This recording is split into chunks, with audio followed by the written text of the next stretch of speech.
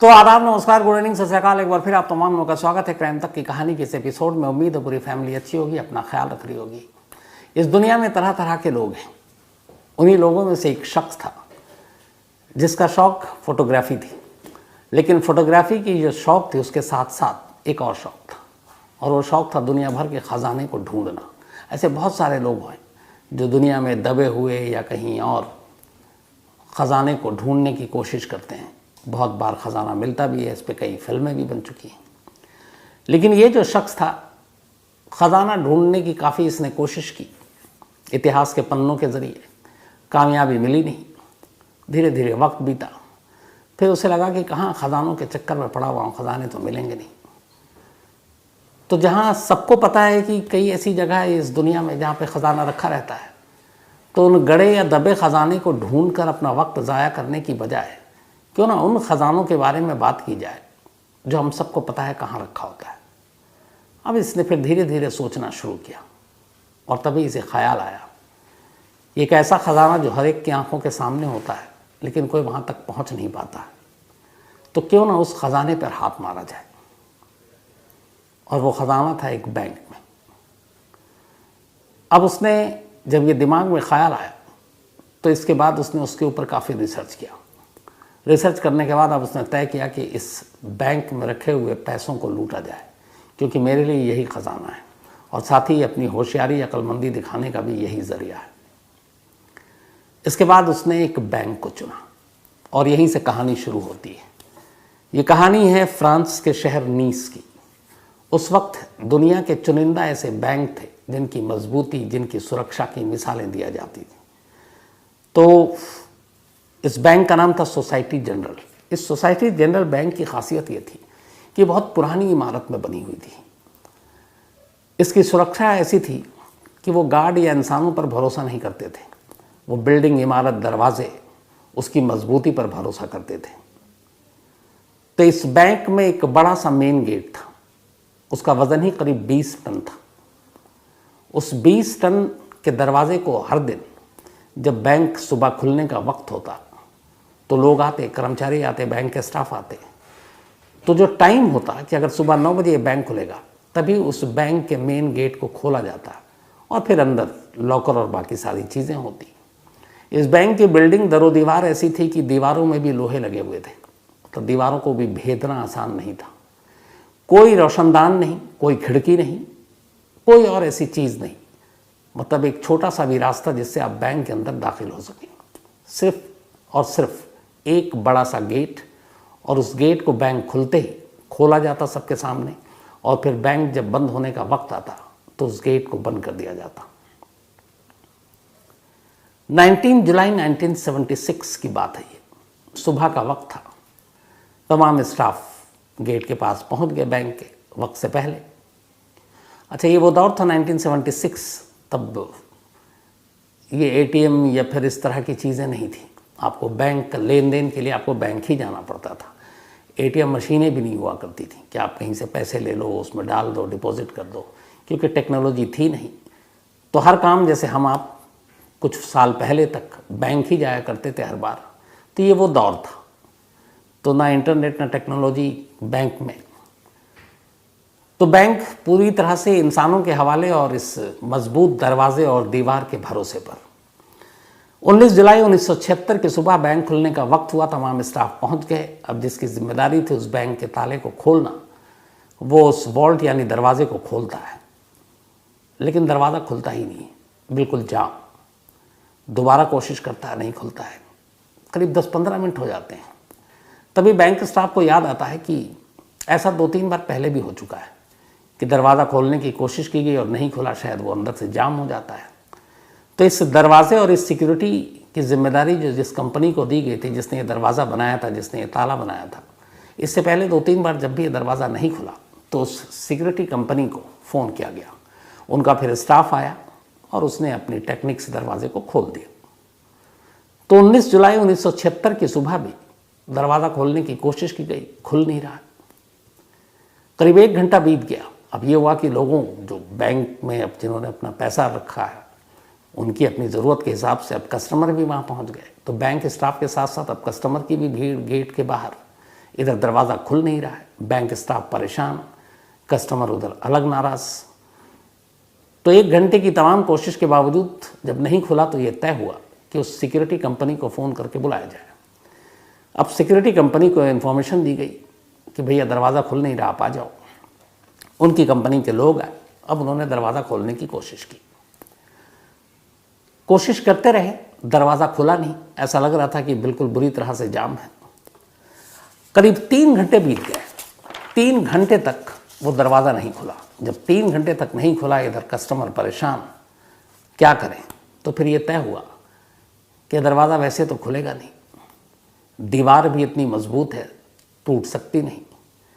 तो एक काम करते हैं, इस दरवाजे के अंदर एक ड्रिल करते हैं, ड्रिल मशीन से एक होल करते हैं और उसके ज़रिए ये देख सकते हैं हाथ डालकर कि आखिर अंदर से वो कहाँ पे लॉक फंसा हुआ है।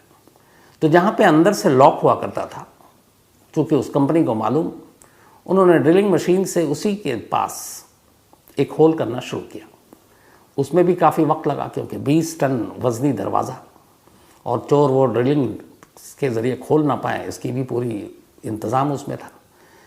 खैर कुछ वक्त लगा। ड्रिल मशीन के ज़रिए एक छोटा सा होल हुआ जिससे कि एक हाथ अंदर जा सके। अब एक कंपनी के मुलाजिम ने हाथ अंदर डालकर उस लॉक को टटोला कि अंदर से होकर जाम है तो खोल सकें। लेकिन जब हाथ अंदर गया तो वो हैरान रह गया। उसने देखा जहाँ पर लॉक होना चाहिए था, लॉक की जगह पर ऐसा लग रहा है कि जैसे अंदर से किसी ने पूरे ड्रिल करके या फिर एक तरह से उसको जाम कर दिया है। मतलब कोई ऐसी चीज़ जो कई बार लोहा को पिघलाकर और वो सारी चीज़ें करते हैं, आप उसको परमानेंटली बंद कर देते हैं। तो फिर वो ऐसा लगा कि उसके अंदर जो है वो कोई ऐसी चीज़ लगा दी गई है उस वॉल्ट को जहाँ पे लॉक था, जिससे आप उसको खोल ही नहीं सकते।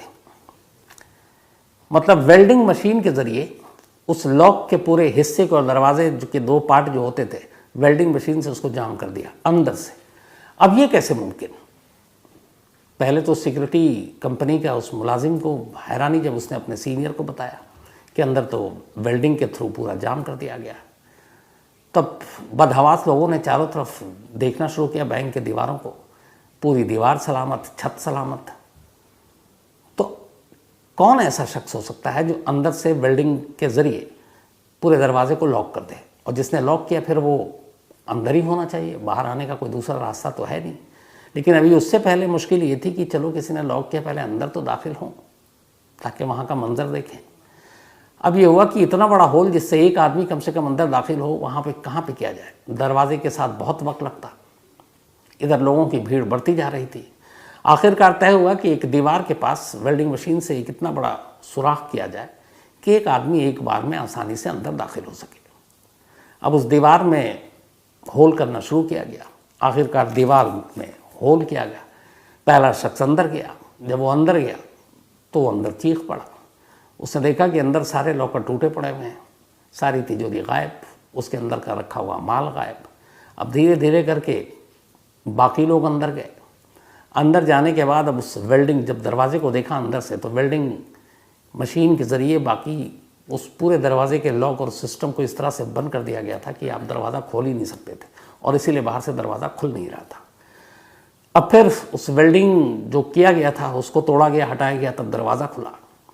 अब अंदर जब उन्होंने देखा कि सारी चीज़ें लुट गई हैं, और फिर उनकी नज़र पड़ी बैंक के अंदर कोई शख्स नहीं, एक गड्ढे पे बहुत बड़े। अब उन्होंने उस गड्ढे को देखा तो लगा ये कुछ सुरंग टाइप। अब यहाँ से पुलिस की एंट्री होती है, फ़ौरन पुलिस को खबर दी जाती है। पुलिस पहुँचती है, पुलिस बैंक का मुआयना करती है। बैंक का मुआयना करने के बाद जो सबसे पहले पुलिस देखती है, अंदर बैंक के एक दीवार पर एक मैसेज लिखा हुआ था। शायद जिसने बैंक पर हाथ साफ किया था उसने जाते जाते ये मैसेज लिखा था। ये जो मैसेज है था तो फ्रेंच लैंग्वेज में, लेकिन उसका हिंदी में ट्रांसलेशन ये है कि बग़ैर हथियार, बग़ैर नफ़रत के और बिना किसी वायलेंस के, बिना किसी हिंसा के। तो बग़ैर हथियार, बिना नफ़रत और बिना किसी हिंसा के बैंक लूट लिया। अब इससे क्लियर हो गया कि ये बैंक रॉबरी का मामला है। तो ये बैंक की चोरी 900 करोड़ की, लेकिन एक 100 करोड़ बैंक हाइस्ट, 100 करोड़ रुपए की चोरी, कैसे हुई ये चोरी? कुकू एफएम के ऑडियो बुक में आप जाकर ये पूरी कहानी इंटरेस्टिंग सुन सकते हैं कि आखिरकार 100 करोड़ रुपए चुराने के लिए क्या क्या किया होगा। तो डिटेल में ये कहानी कुकू एफएम के ऑडियो बुक पर है, 100 crore bank heist. Kuku FM देश का बेस्ट ऑडियो शो प्लेटफॉर्म है जिसके 15 लाख से ज़्यादा एक्टिव हिंदी पेड सब्सक्राइबर हैं और यहाँ हर महीने 4200 घंटे के कंटेंट्स के साथ ये लगातार बढ़ रहा है। कुकू एफएम ऐप पर 10,000 से ज़्यादा ऑडियो बुक हैं जिसे आप कहीं भी कभी भी सुन सकते हैं, हिंदी में सुन सकते हैं। इसमें biography, business, crime, entertainment, politics तमाम बुक हैं। क्राइम तक फैमिली के लिए इस वक्त एक खास ऑफर है। कुकू एफएम ऐप के पहले महीने के सब्सक्रिप्शन पर पूरी क्राइम तक फैमिली के लिए 50% डिस्काउंट है। यानी पहले महीने के लिए सिर्फ 49 रुपये में आपको 10,000 ऑडियो बुक का ऐसा खजाना मिलेगा जिसे आप जहाँ चाहें सुन सकते हैं और अपना ज्ञान बढ़ा सकते हैं। इस वक्त आप अपनी स्क्रीन पर एक QR कोड देख रहे हैं, इसे स्कैन करके direct Kuku FM app download कर सकते हैं। और इसके अलावा क्राइम तक फैमिली के लिए नीचे दिए गए डिस्क्रिप्शन बॉक्स में लिंक को क्लिक करें और कूपन कोड CRIME50 लगाएं, जिससे पूरी फैमिली को 50% डिस्काउंट के साथ 99 रुपये का सब्सक्रिप्शन सिर्फ 49 रुपये में मिलेगा। पुलिस ने मामले की तफ्तीश की। अब उस सुरंग को पे जब नज़र पड़ी पुलिस की टीम की, तो उस सुरंग में मजबूरी थी किसी को उतार कर देखना कि इसका दूसरा सिरा कहाँ जाकर खुलता है। खैर पुलिस की टीम जो है सुरंग में उतरी। सुरंग में अंधेरा। अब वो अंधेरे में चलते गए। चलते चलते जब वो सुरंग के दूसरी तरफ निकले तो पता चला कि वो उस शहर के एक अंडरग्राउंड सीवरेज होती है उसकी लाइन थी। और वो शहर के एक ख़ास जगह पे सीवर के पास से बाहर निकले। जहाँ पे वो सीवर निकल रहा था वहाँ पे बिल्कुल सुनसान टाइप की जगह थी। तो अब बैंक से इस सीवर के बाहर पुलिस की टीम निकली तो ये अंदाज़ा हो गया कि जो बैंक के लुटेरे थे उन्होंने सुरंग खोदी, इस सीवरेज लाइन के थ्रू बैंक तक पहुँचे, बैंक को लूटा और इसी रास्ते से वापस चले गए। अब ये क्लियर हो गया कि मामला बैंक रॉबरी का। अब पुलिस को बैंक के अंदर से भी कुछ चीज़ें मिली, सुरंग के अंदर से भी कुछ चीज़ें मिली, बैंक के अंदर से उन्हें बहुत सारे खाने पीने की चीज़ें मिली, कुछ खाई हुई, कुछ आधी खाई हुई। उन्हें लगा कि जो भी चोर था बड़ी तसल्ली से उसने खाना खाया क्योंकि खाने की मात्रा इतनी ज़्यादा थी। इसके अलावा उनको 27 गैस सिलेंडर मिला जो शायद बैंक के जो अंदर के तिजोरियाँ थीं उनको काटने के लिए इस्तेमाल किया गया था। वेल्डिंग टॉर्च जलाई थी।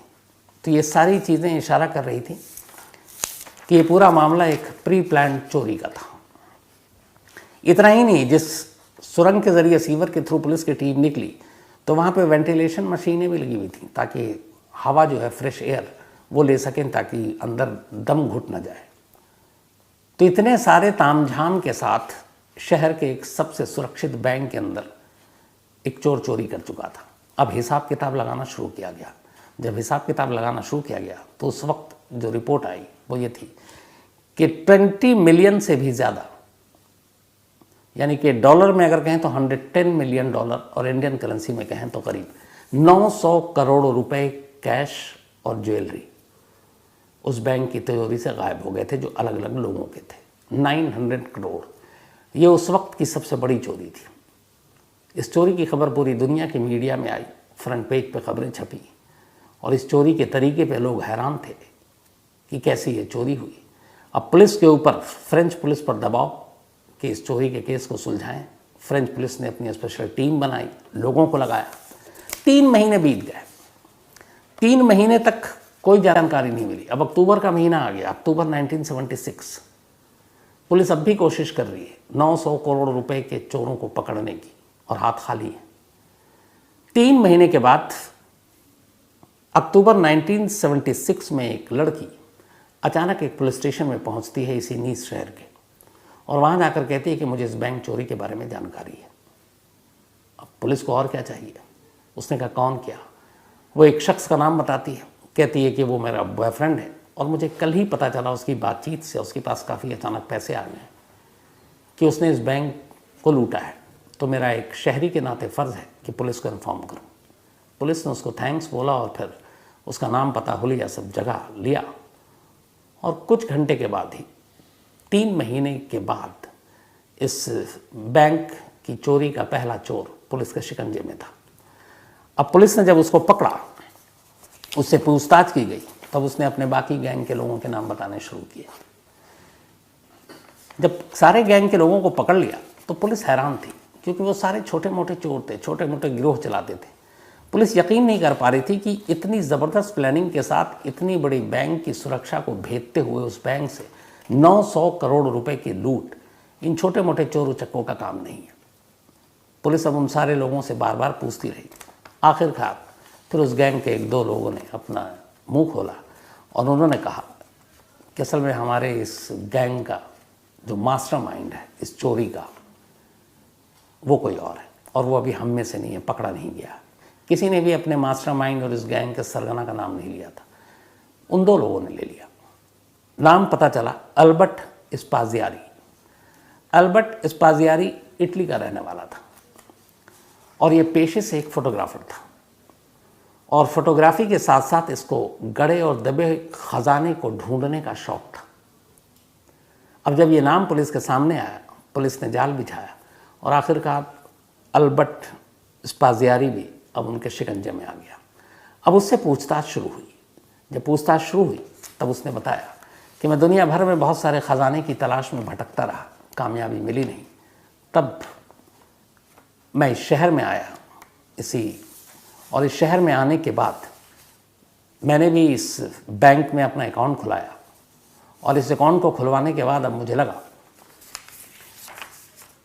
कि ख़जाने के पीछे कहाँ इधर उधर भागते रहो, क्योंकि मुझे इस बैंक के बारे में असलियत पता चल गई थी कि इस बैंक में बहुत सारे पैसे हैं, यानी ख़जाने हैं।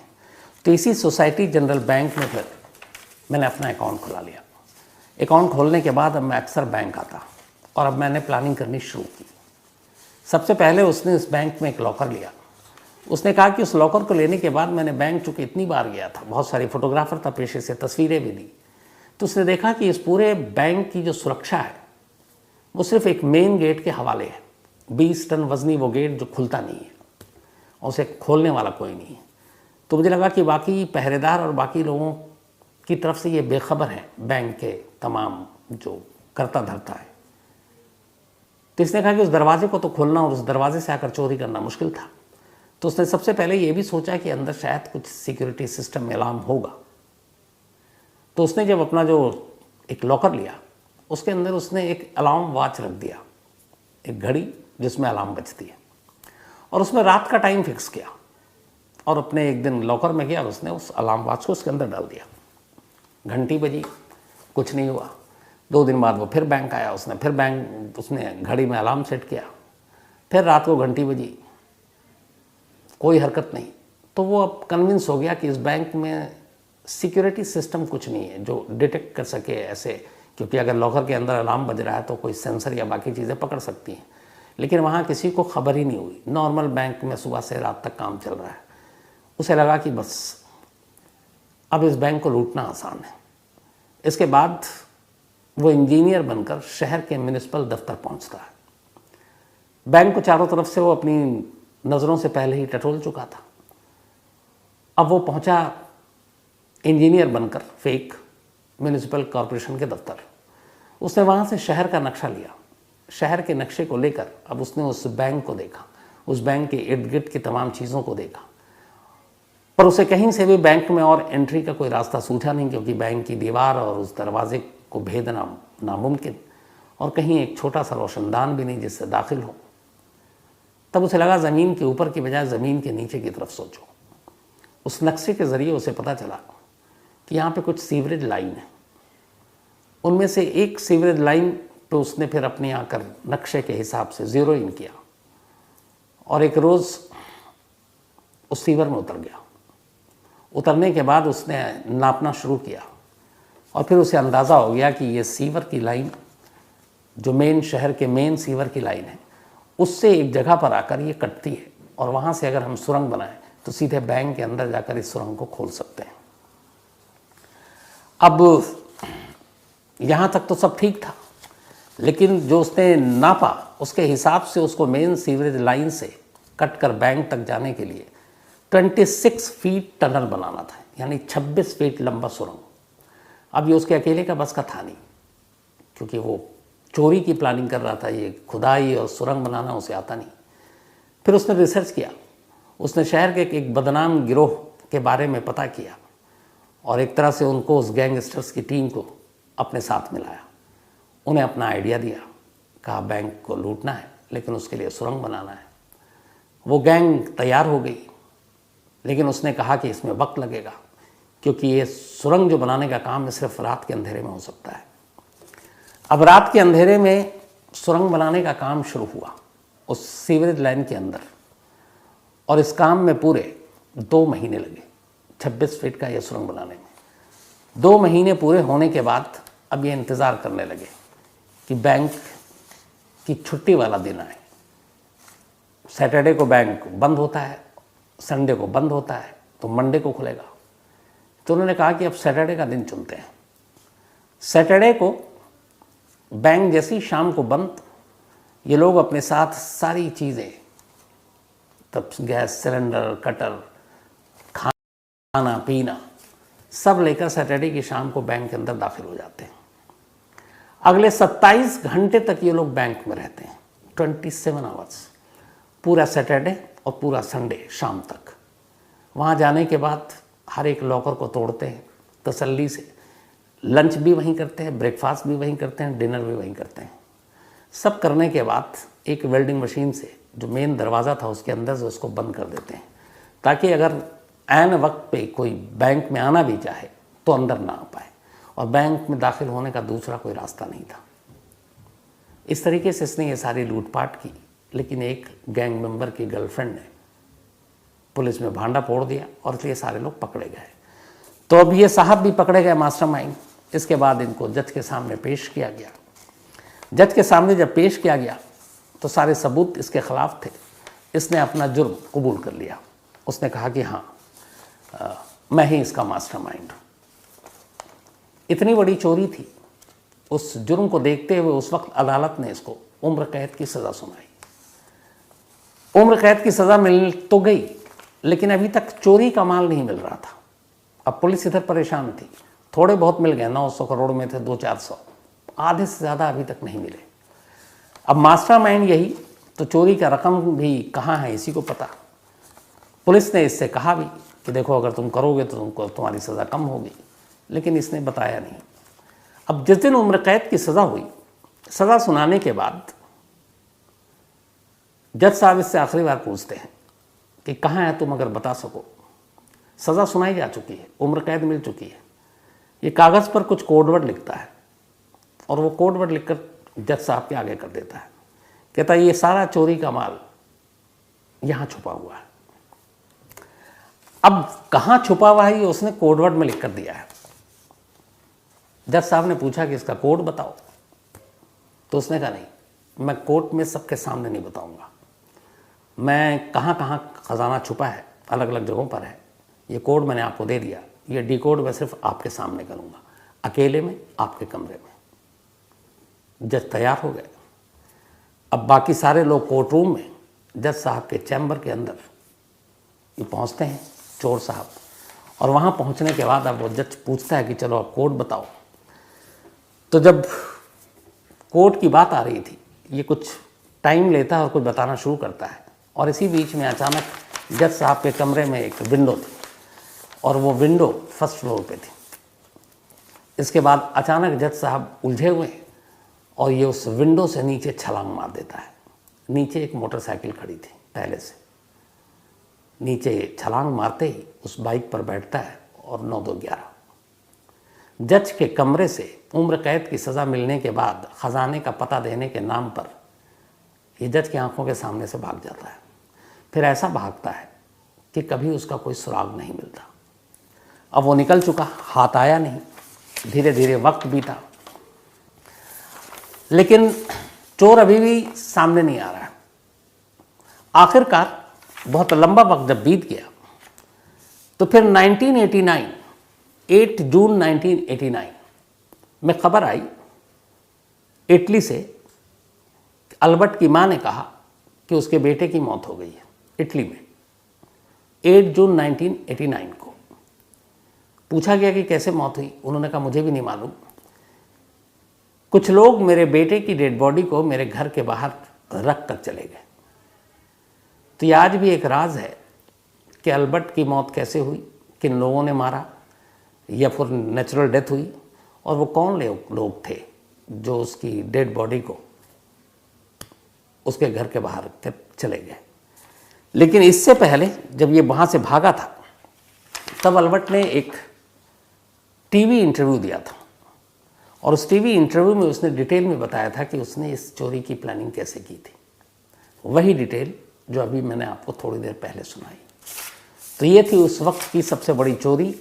और कमाल की बात यह कि चोर जज के कमरे से भी भाग गया, और ऊपर से कमाल की बात ये कि उस लूट की रकम में से ज़्यादातर रकम कहाँ है आज भी वीनस या फिर पुलिस को नहीं मालूम।